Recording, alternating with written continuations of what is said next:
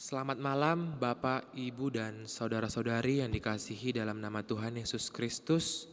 Hari ini kita kembali memasuki ibadah renungan malam kita hari Jumat 24 Juni 2022. Marilah kita bersama-sama memuji dan memuliakan nama Tuhan dengan bernyanyi dari buku ND nomor 172 ayat yang pertama.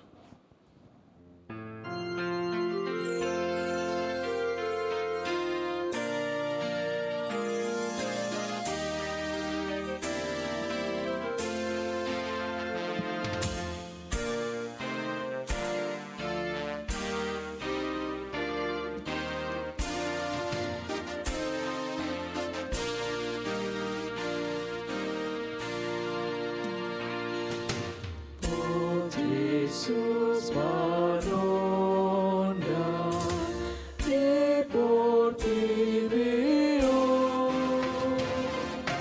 Tsunami natural terlihat takut.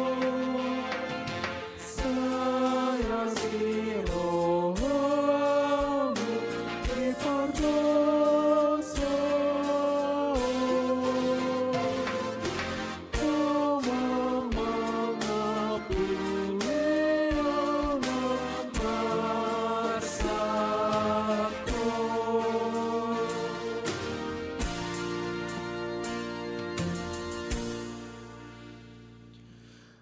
Bapak, Ibu, dan saudara-saudari yang dikasihi Tuhan Yesus Kristus, firman Tuhan untuk kita renungkan pada malam hari ini terambil dari bacaan kitab Hakim-Hakim pasal yang ke-7 ayat 1 sampai 22.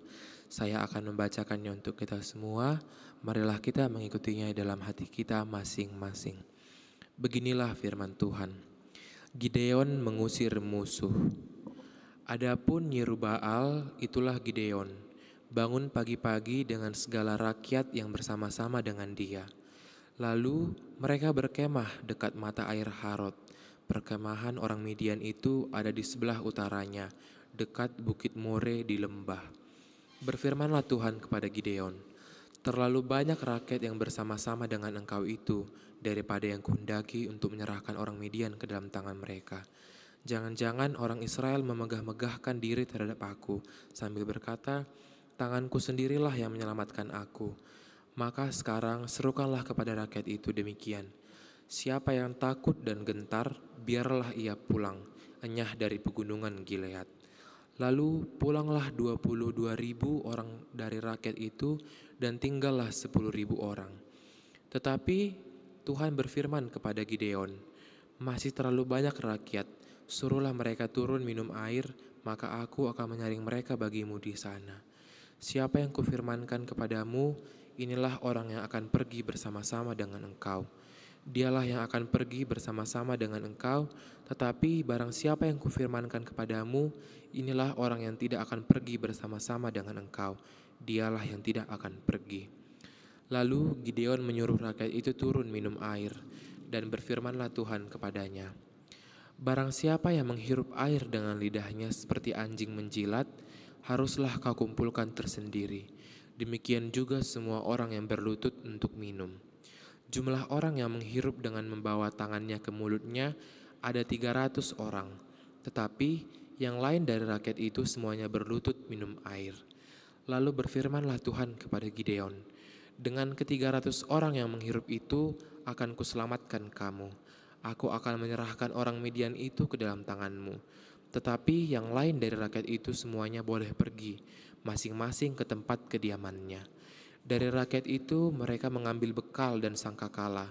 Demikianlah seluruh orang Israel disuruhnya pergi, masing-masing ke kemahnya. Tetapi ke-300 orang itu ditahannya. Adapun perkemahan orang Midian ada di bawahnya di lembah. Pada malam itu berfirmanlah Tuhan kepadanya, bangunlah, turunlah menyerbu perkemahan itu, sebab telah kuserahkan itu ke dalam tanganmu. Tetapi jika engkau takut untuk turun menyerbu, turunlah bersama dengan Pura, bujangmu, ke perkemahan itu. Maka kau dengarlah apa yang mereka katakan. Kemudian engkau akan mendapat keberanian untuk turun menyerbu perkemahan itu. Lalu Turunlah ia bersama dengan pura bujangnya itu, sampai kepada penjagaan terdepan laskar di perkemahan itu. Adapun orang Midian dan orang Amalek dan semua orang dari sebelah timur itu bergelimpangan di lembah itu, seperti belalang banyaknya, dan unta mereka tidak terhitung, seperti pasir di tepi laut banyaknya. Ketika Gideon sampai ke situ, kebetulan ada seorang menceritakan mimpinya kepada temannya. Katanya, "Aku bermimpi, tampak sekeping roti jelai terguling masuk ke perkemahan orang Midian. Setelah sampai ke kemah ini, dilanggarnyalah kemah ini sehingga roboh, dan dibongkar bangkirnya lah. Demikianlah kemah ini habis seruntuh." Lalu temannya menjawab, "Ini tidak lain dari pedang Gideon bin Yoas, orang Israel itu. Allah tetap menyerahkan orang Midian dan seluruh perkemahan ini ke dalam tangannya." Segera sesudah Gideon mendengar mimpi itu, diceritakan dengan maknanya, sujudlah ia menyembah. Kemudian pulanglah ia ke perkemahan orang Israel lalu berkata, "Bangunlah, sebab Tuhan telah menyerahkan perkemahan orang Midian ke dalam tanganmu." Sesudah itu, dibaginyalah ke 300 orang itu dalam 3 pasukan, dan ke tangan mereka semuanya diberikan sangkakala dan buyung kosong dengan suluh di dalam buyung itu. Dan berkatalah ia kepada mereka, "Perhatikanlah aku dan lakukanlah seperti yang kulakukan. Maka apabila aku sampai ke ujung perkemahan itu, haruslah kamu lakukan seperti yang kulakukan. Apabila aku dan semua orang yang bersama dengan aku meniup sangkakala, maka haruslah kamu juga meniup sangkakala sekeliling seluruh perkemahan itu dan berseru, 'Demi Tuhan dan demi Gideon.'" Lalu Gideon dan ke-100 orang yang bersama-sama dengan dia sampai ke ujung perkemahan itu pada waktu permulaan giliran jaga tengah malam, ketika penjaga-penjaga baru saja ditempatkan. Lalu mereka meniup sangkakala sambil memecahkan buyung yang di tangan mereka. Demikianlah ketiga pasukan itu bersama-sama meniup sangkakala dan memecahkan buyung dengan memegang obor di tangan kirinya, dan sangkakala di tangan kanannya untuk ditiup, serta berseru, "Pedang demi Tuhan dan demi Gideon." Sementara itu tinggallah mereka berdiri masing-masing di tempatnya sekeliling perkemahan itu, tapi seluruh tentara musuh menjadi kacau balau, berteriak-teriak dan melarikan diri. Sedang ke 300 orang itu meniup sangkakala, maka di perkemahan itu Tuhan membuat pedang yang seorang diarahkan kepada yang lain. Lalu larilah tentara itu sampai ke Bet-Sita, ke arah Zerera, sampai ke pinggir Abel Mehola dekat Tabat. Demikianlah firman Tuhan. Berbahagialah orang yang mendengar firman Tuhan serta memeliharanya semuanya di dalam hatinya. Amin. Bapak, Ibu, dan saudara-saudari, kita kembali bernyanyi memuji nama Tuhan dari buku ND HKBP nomor 206 ayat yang kedua.